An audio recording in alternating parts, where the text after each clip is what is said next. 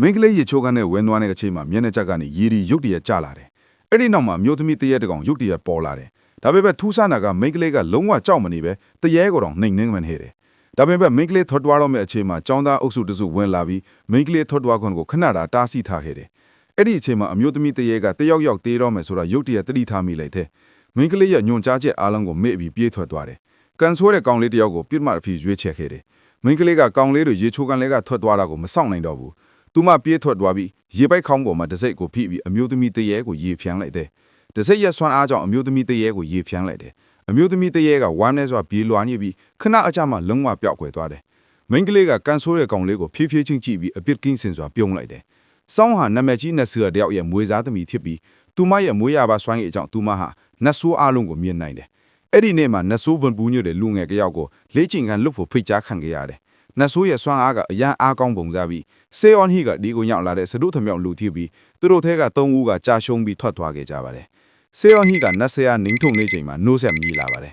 အိမ်တော်ထင်းကအတန်ဘယ်ကလာမှမသိတာကြောင့်စောင်းဟီရဲ့အခင်းသားကိုထိကြိုက်စေမှာစိုးလို့ဆက်ရှာနေခဲ့ပါတယ်ဒီအချိန်မှာပဲသူမရုတ်တရက်ရက်လိုက်ပြီးသူမရဲ့နိုးဆက်ဖြစ်မှတတိယသွားပါတယ်နာရီက9နာရီခွဲကိုပြနေပါတယ်နတ်ဆိုးကိုပြန်လဲဝင်စားဖို့ချော့မော့တာလောက်အရေးကြီးပေမဲ့အလဲတန်းစာမေးပွဲလောက်တော့အရေးမကြီးသေးပါဘူးစန်းဟီကနတ်ဆရာတယောက်ဖြစ်ပေမဲ့သူမဟာအထက်တန်းကောင်းသူပါဆေးရောင်ဟီကဆွဲဆောင်တာကနေချင်းချော့တာအထိနီလန်းပေါင်းစုံနဲ့စူးစမ်းခဲ့ပေမဲ့နတ်ဆိုးကနားမထောင်ခဲ့ပါဘူးဆေးမှာအရာအလုံးကိုဆွတ်လွတ်ပြီးကျောင်းကိုအမြန်ဆုံးပြေးဖို့ပဲရွေးချယ်စရာရှိပါတယ်ဆေးရောင်ဟီဘတ်စကာလွတ်သွားလို့လမ်းဘေးကနေစပိန်ငားခဲ့ရပါတယ်ဒါပေမဲ့ဆေးရောင်ဟီရောက်တဲ့အခါကျောင်းတစ်ခါပင့်သွားပြီးနေရန်ကိုကြောတက်ခဲ့ရပါတယ်ကန်ကောင်းထောင်မှာဆိုပဲသူမရဲ့တငယ်ချင်းကြီးဟိုကအချိန်မီသူမကိုကူညီပေးခဲ့တယ်မဟုတ်ရင်စွန်းဟီမြေပြင်ပေါ်လဲကျသွားလိမ့်မယ်ဂျီဟိုကတော့အတန်းထဲမှာအမှတ်အနည်းဆုံးသူအဖြစ်သူ့နေရာကိုအစားထိုးဖို့စွန်းဟီလာမှာကိုစောင့်နေတယ်လို့ဟာတာနော်ပြီးဖြောခဲ့တယ်အရာအားလုံးကဂျီဟိုခံမှန်းထားတဲ့အကင်ဖြစ်သွားတယ်စန်းဟီကစာမေးပွဲမှာအယမ်းညံ့တယ်သူမဖြေခင်မှာပဲအချိန်ကုန်သွားပြီးနောက်ဆုံးမေးခွန်းတွေကိုပဲကြက်ပန်းဝိုင်းပြနိုင်တယ်စွန်းဟီစာမေးပွဲပြီးသွားတဲ့အခါတက္ကသိုလ်ကမှသူမကိုဒီနှုံးနဲ့လက်ခံရမှာမဟုတ်တာကြောင့်သူမအားမကိုးမယ်လို့ခံစားလိုက်ရတယ်အဲ့ဒီညမှာစန်းဟီကကျောင်းမှာပြန်လဲထူနိုးကိုဆုံးဖြတ်လိုက်တယ်ဒါပေမဲ့စာနဲ့ပဲကြက်ပြီးအိပ်ရဝဝအိတ်ခဲ့တယ်ဘောမန်ဆိုတဲ့ကျောင်းသားကစာချိုးစားကျန်းနေချိန်မှာပိုက်အောင်တယ်တန်ချင်းရဲ့ပြဿနာရှိပေမဲ့ကျောင်းရည်ချိုးခန်းကိုတွားရတယ်ဘောမန်ညွန့်ညုံနေစဉ်သူပခုံးထဲကိုရေတွေစိမ့်လွှားနေတာကိုစပင်ရှည်တဲ့အမျိုးသမီးတရဲ့ဒီကောင်ရေချိုးခန်းမျက်နှာချက်ကနေဖြည်းဖြည်းချင်းဆင်းလာတာကိုတွေ့လိုက်တယ်ဘောမန်ကြောက်လန့်ပြီးချက်ချင်းပြေးထွက်သွားတယ်ဒီဇလန်ကိုတငယ်ချင်းတွေကိုပြောပြဖို့အတန်းထဲကိုပြေးဝင်လာတယ်ဒါပေမဲ့ဘသူမှသူ့ကိုမယုံဘူးလူတိုင်းကဘောယောက်ကြားတွေကဟာတော့အခုလိုထင်တယ်ဂျီဟိုကတော့ဘောမန်ရဲ့တရုပ်ဆောင်မှုကအယမ်းကောင်းတယ်လို့လက်ဟန်ပြတယ်သူ့ရဲ့အော်စရာကြောင့်စန်းဟီနိုးသွားတယ်အိမ်ပြန်လာမှစန်းဟီကဘော့စ်ချောင်းရဲ့ဝိညာဉ်ကိုပြန်တွေ့တယ်သူကဘာဘီကျူးဆိုင်ပုတ်ရဲ့အမိုးပေါ်မှာထိုင်နေတယ်စန်းဟီကမချခင်လွတ်မြောက်အောင်ကူညီပေးမယ်လို့ကိုဟာကိုပြောလိုက်တယ်အချိန်နည်းနည်းပဲလိုတော့တယ်သူအိမ်ပြန်ရောက်တာနဲ့သူမရဲ့ဧည့်သည်တွေအိမ်ကိုဝိုင်းနေတာကိုသူမမြင်လိုက်တယ်လူတိုင်းတတိမထားမိကြတဲ့အချိန်မှာစန်းဟီကသူမရဲ့ကိုပိုင်နီးလိုင်းနဲ့အိမ်ထဲဝင်သွားတယ်ဘသူမှသူမကိုမတွေ့မိဘူးလို့ထင်ခဲ့ပေမဲ့ဆေးအွန်ဟီထွက်သွားတော့မဲ့အချိန်မှာသူမရဲ့အမိကသူမကိုပြန်ခေါ်လိုက်တယ်ဆေးရဟန်ကစန်းဟီအခမ်းအနားတစ်ဝက်မှာထွက်သွားတာကိုကြားလိုက်တယ်ဆေးရဟန်ကသူမရဲ့သူမိကိုစိုးတော့မှာပဲဒါပေမဲ့စန်းဟီကအလိုလိုက်လူပြပြီးသူမကိုအောင်မကိုးမယ်စေတယ်တက်ကတော်ဝင်ခွင့်စာမေးပွဲဖြေဆိုဖို့သူမရဲ့ရည်ရွယ်ချက်ကိုလည်းသူမရဲ့အမေကိုပြောချင်တယ်ဆေးရဟန်ကသူမရဲ့သမီးကမာရွေးလက်အသွေးခေါ်ရှိတယ်လို့ခံစားရတယ်တခြားကလေးတွေအသွေးတက်ကတော်တဲ့ရတာကဘဝရည်မှန်းချက်အပြီးအခွင့်အလေးတစ်ခုထင်နိုင်တယ်ဒါပေမဲ့စန်းဟီမှာကောင်းတဲ့နတ်ဆရာတယောက်ထွင်နိုင်တဲ့အထူးစွာရည်ရှိတယ်။သူမဟာနတ်ဆရာဖြစ်ပြီးတက်ကတော်ကိုတပြိုင်နက်တည်းတက်လို့မရဘူး။ဘာဖြစ်လို့လဲဆိုတော့အရာအလုံးကိုတပြိုင်နက်လုပ်ရင်သူမကြရှုံးသွားလိမ့်မယ်။စန်းဟီကသူမရဲ့အမေပြောတာမှန်တယ်ဆိုတာသိပေမဲ့တက်ကတော်တဲ့ရတာကသူ့အတွက်အိမ်မက်တစ်ခုလိုပါပဲ။ကျောင်းဝင်းကြီးမှာလူးလိန်နေခြင်းလဲတယ်။ကျက်သွင်းမြုပ်စားခြင်းနဲ့တယ်။ဆန်ဝိုင်တောက်ခြင်းနဲ့တယ်။အခုတော့စန်းဟီကသူ့ရဲ့အထူးစွမ်းရည်ကြောင့်မလုံနိုင်တော့ဘူး။ဆေးရဟန်ကသူ့သမီးကိုတွေးတောစွာကြည့်လိုက်တယ်။ဒီအကြောင်းကြောင့်သူမရဲ့သမီးဝမ်းနဲ့နေတာကိုမကြည့်ရဘူး။စန်းဟီကသူမရဲ့အမေရှိကခွင့်ပြုချက်တောင်းခဲ့ရင်သဘောတူမှာပါဆိုလိုတဲ့ကစန်းဟီကအလုပ်နှစ်လို့ကိုတပြိုင်နက်လုပ်ရပြီးနတ်ဆရာအလုပ်ကိုတာဝန်ယူရမှာပါဒီနေ့လို့သူမရဲ့ဖောက်သေးတွေကိုပြစ်မထားနိုင်ဘူးအမေနဲ့သမီးသဘောတူညီချက်ကိုလက်မှတ်ထွက်လေပြီးစီအပြင်မှာစပိုးထိုကင်းကဧည့်သည်တွေကိုကြိုးစိုးဖို့မီးတွေဖွင့်နေခဲ့တယ်စန်းဟီကနတ်ဆရာအဖြစ်ပေမဲ့အကြံပေးနဲ့စိတ်ဆရာဝန်အဖြစ်အလုပ်လုပ်ကြတယ်တခါတရံမတ္တနာကြီးချော်နေပြီးစန်းဟီမှာဖောက်သေးတွေရှိနေစေပါပဲနောက်ညမှာလဲစန်းဟီကဖောက်သေးတွေအများကြီးကိုဝန်ဆောင်ရအောင်ပါပါဆေးရဟန်ကခဏရက်ကြည့်နေတယ်စန်းဟီကဒီနေ့ပတ်စံအများကြီးရပြန်ပြီလို့မတော့မှချက်လိုက်တယ်အဲ့ဒီအချိန်မှာအဘိုးအိုးတယောက်ကဒါစန်းဟီရဲ့နန်းတော်လားလို့မေးတယ်ဆေးရဟန်ကအဘိုးအိုးဘေးမှာလမ်းလျှောက်နေတဲ့လူငယ်ရဲ့မျက်နှာကိုကြည့်ပြီးဖြေတယ်လူငယ်ကအယမ်းချောတယ်ဒါပေမဲ့တခုခုတော့မှားနေတယ်ပြီးတော့အဘိုးအိုးနဲ့လူငယ်ကနန်းတော်ထဲကိုအမြန်ဝင်သွားတယ်ဂျန်ဦးတကဖွင့်ပြီးဝင်လိုက်တာနဲ့စန်းဟီအံ့ဩသွားတယ် ဘာဖြစ်လို့လဲဆိုတော့သူကသူ့ရဲ့ဆန်တယ်လိုမဲ့တကြော့လုံးအခန်းကျွန်းတယ်လို့စီသွေးလိုက်တယ်သူနောက်ပြန်ရှောက်နေရင်လည်းသူကအရန်ချောနေအောင်မယ်လို့စီသွေးမိတယ်ဒီတစ်ချက်ကိုစဉ်းစားနေစဉ်စန်းဟီကဂျန်ဦးနောက်ပြန်ရှောက်နေတာကိုမြင်လိုက်တော့လျက်တောင်းနေလန့်သွားတယ်ဒီမြင်စင်းကမနစ်ညရဲ့အိမ်မက်နဲ့ဘာလို့စင်ကူနေတာလဲဆေးအောင်ဟီကတကြော့လုံးနမိတ်ပြတာလားဂျန်ဦးမချီမချကန်ဆိုးတာကြောင့်အဖိုးအိုးကသူ့မိပင်ကိုဒီကိုခေါ်လာပြီးသင်္ကေတတောင်းတယ်ဆေဘဒူမှမပြောပဲဂျန်ဦးကိုပဲကြည့်လိုက်တယ်ဆေးအောင်ဟီကဂျန်ဦးနောက်ထပ်ဆက်တရက်ပဲအသက်ရှင်နေတော့မယ်ဆိုတာသိတာကြောင့်ဒီချောတဲ့လူငယ်အတွက်တကယ်ကိုစိတ်မကောင်းဖြစ်မိတယ်ဂျန်ဦးတရုတ်ရောက်ငိုနေရင်ဘာလို့မလဲလို့မေးတယ်ဂျန်ဦးကဘာလို့ရမှန်းမသိတာကြောင့်ငိုတန်ရုပ်တဲ့သူဘေးမှာရက်နေမယ်လို့သူထင်းတယ်ဒါပေမဲ့သူလုံနိုင်တာကအဲ့ဒါပဲရှိတာကြောင့်သူအတူဘေးမှာရက်နေအောင်မှာပါဒါကစေချင်တဲ့အထီပါသူမကရုတ်တရက်အဖိုးအိုးရဲ့လက်ကိုဆွဲပြီးဂန်ဦးကိုကဲတယ်မယ်လို့ကတိပေးလိုက်တယ်သုံးရက်အတွင်းကန်ဆိုးမှုကနေလွတ်မြောက်နိုင်ပါတယ်ဂန်ဦးနဲ့အဖိုးအိုးထွက်သွားတဲ့အချိန်မှာဆေးဟန်ကဝင်ပြီးသူမရဲ့သမီးကိုဆုံးဖြတ်လိုက်တယ်စွန်ဟီကဂန်ဦးရဲ့အဖေပြက်နဲ့အတွက်သူမခက်ခဲတဲ့ရှိမယ်ဆိုတာသိတာကြောင့်အမေကိုအကူအညီတောင်းဖို့စီစဉ်နေတယ်ဆေးဟန်ကအသားဆိုင်ပိုင်ရှင်နဲ့ဖြစ်ခဲ့တဲ့အဖေပြက်ကိုစွန်ဟီကိုတတိပေးလိုက်တယ်အဲ့ဒီအချိန်မှာစွန်ဟီကဆိုင်ပိုင်ရှင်ကိုတိုက်ခိုက်နေတဲ့မကောင်းဆိုးဝိညာဉ်အားလုံးကိုညှင်းဆန်ခဲ့ရတယ်ဆေးဟန်ဘလောက်ပဲတက်ခေါကောင်သူမဟာယာကြီးတဲ့တရေတွေကိုတိုက်ခိုက်နေမှာမဟုတ်ဘူးအပြင်ဖို့အကြောင်းကိုစန့်ကျင်တဲ့သူတွေက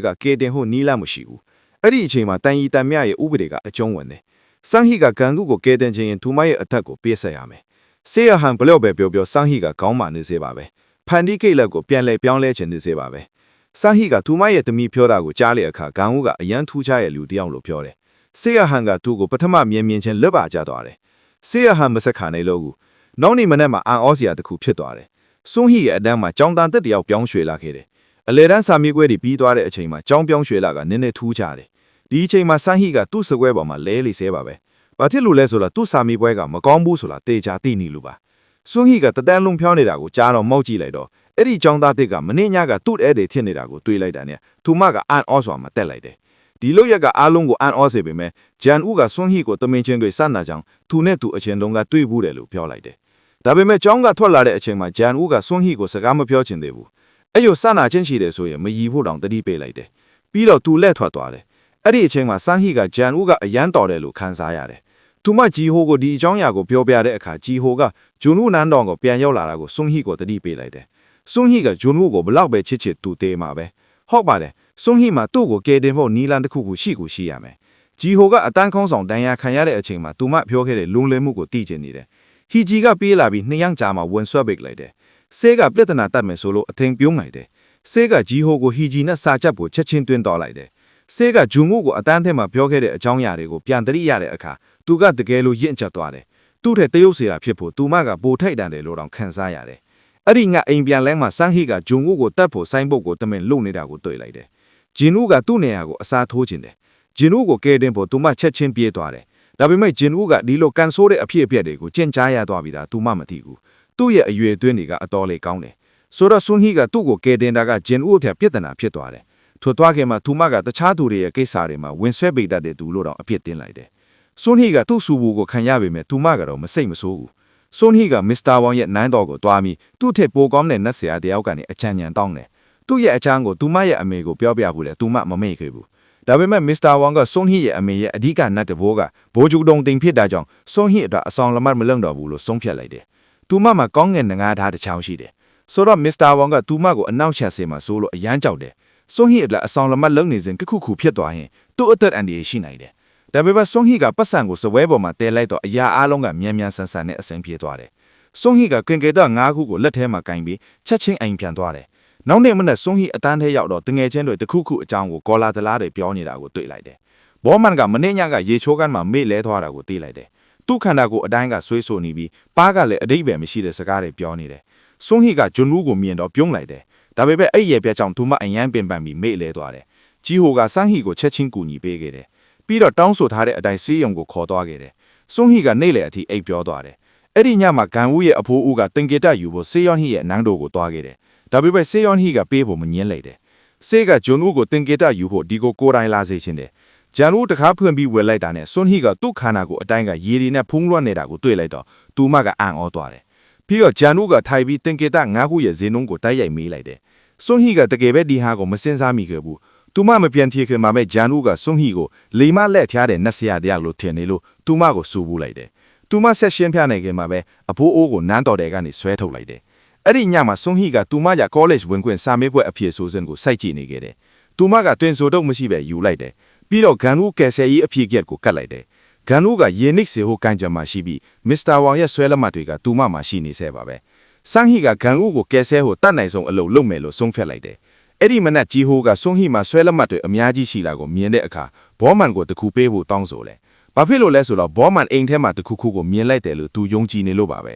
ဒါပေမဲ့စန်းဟီကငင်းလိုက်ပြန်တယ်သူမဆက်တည်ရရှိပြီးသူမလိုဝိညာဉ်ပေါင်းလင်းပေါင်းတဲ့နီးဖြစ်တဲ့စန်းဟီရဲ့ကြီးဟန်တရားကိုလည်းဖြည့်ပြင်းစရာရှိနေဒါကြောင့်သူမရဲ့တငယ်ချင်းကြီးဟိုးကိုဆက်ခံရင်းနဲ့သူမရဲ့အမေကညမှာကူညီဖို့မလွားဘူးလို့ပြောလိုက်တယ်ကြီးဟိုးကဆွန်ဟီကိုနည်းနည်းလေးတော့တတိပေးဖို့လိုမယ်လို့ထင်တယ်ဒါပေမဲ့သူမကသူမရဲ့ကြီးဟန်ပေါင်းတဲ့အဖြစ်အပျက်ကိုပြောနေတယ်ဆိုတာမသိဘူးဒီအကြောင်းအရာကိုစဉ်းစားနေစဉ်ဆေးဟန်ကသူမရဲ့သမီးကိုကန်ကောင်းတယ်လို့ခံစားရတယ်ဆေးဟန်ကသူမရဲ့သမီးကကန်ကောင်းတဲ့စွမ်းရည်ရှိလို့ကန်ကောင်းတာမဟုတ်ဘူးသူမရဲ့ဘန်တာဝါကနေနတ်ဆရာပေါ်မောင်တာထိတယ်သူမကအသက်နဲ့ရောက်တော့ပဲတခု